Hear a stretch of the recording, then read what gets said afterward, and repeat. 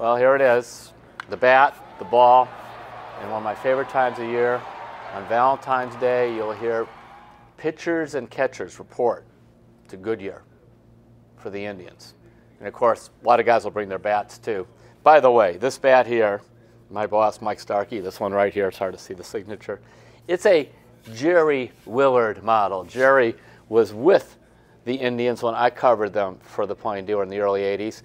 Don't remember a whole lot about Jerry Willard, although he was a catcher. And one day, this is a legendary story, but it is true, Jerry Willard went to the Indians trainer, the late Jim Warfield, and says, I have a sore throat. And Warfield gave him some medication and said, Jerry, what you also need to do,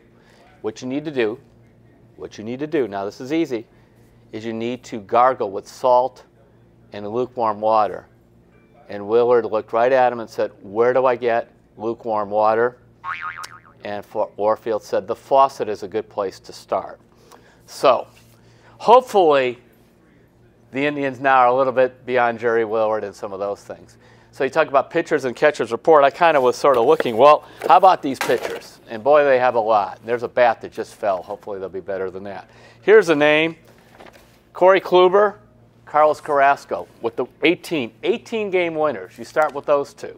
Then we go, here's Trevor Bauer on the side of a box, 17 wins.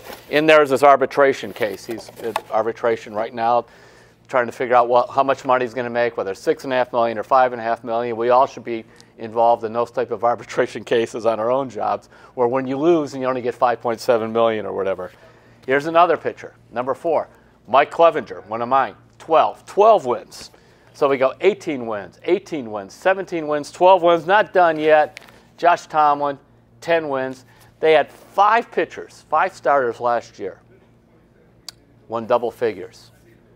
And also Ryan Merritt, the hero of the 2016 playoffs when they clinched the American League pennant. He'll be on the staff this year. He's out of minor league options, and I'm anxious actually to see him in the rotation. And I haven't even mentioned Danny Salazar. Salazar would be like the 7th pitcher.